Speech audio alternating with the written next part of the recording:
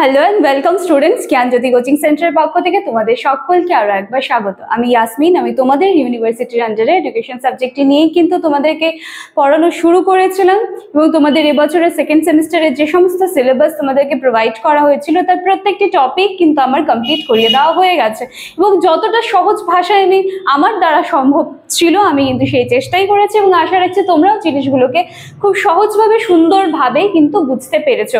প্রত্যেক দিনের মতোই কিন্তু আমি আজকেও কিছু 3 মার্কসের প্রত্যেক দিনের মতোই আজকেও কিন্তু আমি কিছু 3 মার্কসের ঠিক আছে 3 মার্কসের কিছু কোয়েশ্চেন্স নিয়ে কিন্তু চলে এসেছি। আজকে যেই টপিকটার উপর থেকে আমার এই 3 মার্কসের কোয়েশ্চেন্সগুলো আছে সেগুলো হলো পিয়াজের তত্ত্ব বা পিয়াজের থিওরি। আর টপিকটা শুরু করার আগে আমি একটু তোমাদেরকে বলে নিতে চাই যে দেখো কর্নারে তোমরা এখানে দুটো নাম্বার দেখতে পাচ্ছ।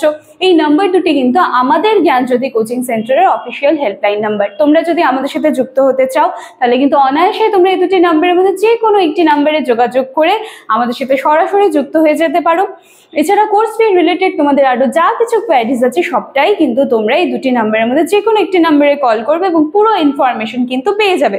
আর কথা না বাড়িয়ে আজকে টপিক কিন্তু আমি শুরু করি। দেখো এই যে পিয়াজের তত্ত্ব যেখান থেকে আজকে আমি 3 মার্কসের কিছু কোয়েশ্চেন্স নিয়ে এসেছি এর উপরে কিন্তু ডিটেলস ক্লাস আমার অনেক দিন আগেই আলোচনা করা হয়ে গেছে। তোমরা যারা মনে করছো আজকে একদমই নতুন, যারা প্রথম এই পিয়াজের তত্ত্বে যে 3 মার্কসের কোয়েশ্চেন্স গুলো আজকে আমি আলোচনা করব সেটা ডিটেলস যাদের জানা নেই তারা কাইন্ডলি গিয়ে একটু দেখে এসো। চ্যানেলে কিন্তু পিয়াজের তত্ত্বের উপরে আমার পুরো ডিটেলস ভিডিও আছে, ইভেন 2টা কি 3টা ভিডিওস তো আছে। ঠিক আছে, চলো আর কথা না বাড়িয়ে আজকে টপিক কিন্তু আমি শুরু করছি। দেখো 1 নম্বর প্রশ্ন হচ্ছে পিয়াজের তত্ত্ব কি। ঠিক আছে, পিয়াজের তত্ত্ব একটি উপমা বা রূপক হিসেবে কিন্তু ব্যবহার করা হয়। এই যে পিয়াজের যে তত্ত্ব আছে সেটাকে যদি এক কথায় বলতে হয় যে কি, তাহলে একটা উদাহরণ দিয়ে বললে মনে হয় খুব একটা খারাপ হয় না। যে মনে করো যখন একটা পেঁয়াজ, ঠিক আছে, সেই পেঁয়াজ যেটা আমরা খাই কিন্তু যেটা আমরা ব্যবহার করি খাওয়ার ক্ষেত্রে, সেই পেঁয়াজের অনেকগুলো লেয়ার থাকে না, সেই লেয়ারগুলো ছাড়াতে ছাড়াতে কিন্তু আমরা তার মেইন যে পার্টটা থেকে সেখানে কিন্তু পৌঁছাই। ঠিক তেমনই এই যে পেঁয়াজের যে তত্ত্বটা আছে সেটার সেটা কি বলতে গেলে কিন্তু এক কথায় বলতে গেলে এটাই অ্যান্সার দাঁড়ায় যে মানুষের যে ব্যক্তিত্ব রয়েছে তার যে বাইরের বিভিন্ন আচরণগুলো সেগুলো একটা একটা স্তরের মধ্যে দিয়ে যেতেই কিন্তু আমরা মানুষের যে ব্যক্তিত্ব রয়েছে তার আসল সত্তা বা প্রকৃত সত্তায় কিন্তু পৌঁছতে পারি এবং সেটাই কিন্তু হচ্ছে পিয়াজের তত্ত্ব। যে বাইরের বহির্গত যে আচরণগুলো সেগুলোর প্রত্যেকটি স্তরের মধ্যে দিয়ে যেতে আমরা যেন একসময় ব্যক্তির যে আসল ব্যক্তিত্ব বা আসল যে সত্তা সেখানে কিন্তু পৌঁছাতে পারি। তো এটাই হচ্ছে পিয়াজের তত্ত্ব। ঠিক আছে, এর পরবর্তীতে আছে যে পিয়াজের তত্ত্বের প্রয়োগ কোথায় কোথায় দেখা যায়। খুব ভালো কোশ্চেন।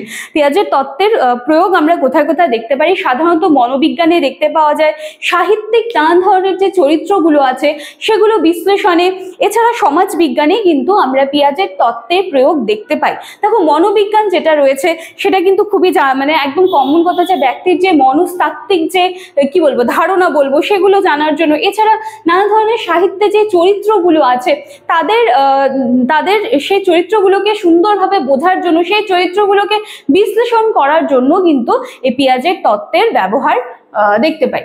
আচ্ছা, নাম্বার 3, পিয়াজের তত্ত্বের মূল ধারণা কি? পিয়াজের তত্ত্বের মূল ধারণা কি? দেখো আবার সেই ব্যাপারটা চলে আসছে যে যখন হচ্ছে মনে করো ভেতরের ব্যাপারটাকে বুঝতে হয় কোনো কিছুর, কোনো বিষয় বলো, কোনো ব্যক্তি বলো, তাকে যদি তার অন্তর্নিহিত যে সত্তাটা আছে সেটা যদি আমাদেরকে বুঝতে হয় তাহলে কিন্তু তার আগে তার যে বাইরের থেকে যে আচরণগুলো আমরা দেখি তার প্রত্যেকটা আচরণকে কিন্তু পুঙ্খানুপুঙ্খভাবে আমাদেরকে বিশ্লেষণ করতে হবে এবং সেই বাইরের প্রত্যেকটা আচরণ বা আচরণের প্রত্যেকটা যে লেয়ার বলো বা স্তর বলো, সেই প্রত্যেকটা আচরণ বা লেয়ারকে কিন্তু বিশ্লেষণ করতে করতে করতে করতে আমরা মেইন যে পার্টটা বা অন্তর্নিহিত যে সত্তাটা আছে সেখানে কিন্তু পৌঁছাই। তাহলে এটাই হচ্ছে পিয়াজের তত্ত্বের মূল ধারণা। আচ্ছা, নাম্বার 4, পিয়াজের তত্ত্ব কিভাবে মনস্তাত্ত্বিক বিশ্লেষণে সাহায্য করে।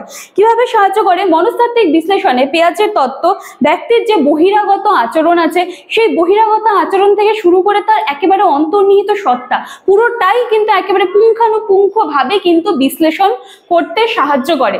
এবং এভাবে যখন ব্যক্তির একটা আচরণকে বাইরের বহিরাগত আচরণ থেকে শুরু করে যখন আস্তে আস্তে আমরা ভেতরের তার অন্তর্নিহিত সত্তায় পৌঁছাবো, তখন কিন্তু আমরা খুব সুন্দরভাবে তার যে মন মানসিকতা বা মনস্তাত্ত্বিক যে বিশ্লেষণ যে ব্যাপারটা আছে সেটা কিন্তু খুব সুন্দরভাবে আমাদের কাছে ক্লিয়ার হয়ে যাবে। তো এভাবেই কিন্তু পিয়াজের তত্ত্ব মনস্তাত্ত্বিক বিশ্লেষণে সাহায্য করে।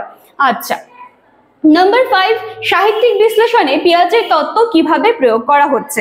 কিভাবে প্রয়োগ করা হচ্ছে যেটা আমি প্রথমে একটু আলোচনা করলাম, যে দেখো সাহিত্যে যে নানান ধরনের চরিত্রগুলো রয়েছে সেগুলোর কিন্তু যে বহুমাত্রিকতা সেগুলো কিন্তু বোঝা খুব দরকার। এবং এর বোঝার জন্য কি করতে হবে, এই যে চরিত্রগুলো আছে সে প্রত্যেকটা চরিত্রের কিন্তু পুঙ্খানুপুঙ্খভাবে বিশ্লেষণ করতে হবে। এবং কখন এগুলোকে আমরা পুঙ্খানুপুঙ্খভাবে বিশ্লেষণ করব, সেই যে বললাম যে বাইরের আবরণ থেকে আস্তে আস্তে ভেতরের আবরণে আসতে হবে। তো এইভাবেই কিন্তু সাহিত্যিক বিশ্লেষণে বা সাহিত্যের যে চরিত্রগুলো রয়েছে সেগুলো বিশ্লেষণে কিন্তু পিয়াজের তত্ত্ব বিশেষ ভূমিকা পালন করছে। তো পিয়াজের তত্ত্বের ওপর কিন্তু আজকে 3 মার্কসের আমি 5টা কোয়েশ্চেন নিয়ে তোমাদের সামনে এসেছিলাম। নেক্সট দিনের টপিকে কিন্তু আরো কোনো একটা টপিক থেকে আমি 3 মার্কসের আরো কোয়েশ্চেন নিয়ে আসবো। আশা করি তোমাদের ভিডিওস গুলো ভালো লাগছে। ভালো লাগলে লাইক, কমেন্ট, শেয়ার, সাবস্ক্রাইবের আশা রাখলাম। আরো কি করে বোঝালে তোমাদের জিনিসগুলো আরো ক্লিয়ার হবে সেই তোমাদের মূল্যবান ফিডব্যাকের আশায় কিন্তু অবশ্যই থাকি। চলো দেখা হচ্ছে নেক্সট দিনের ক্লাসে। আজকের ক্লাসটি এইটুকুই থাকছে। Thank you.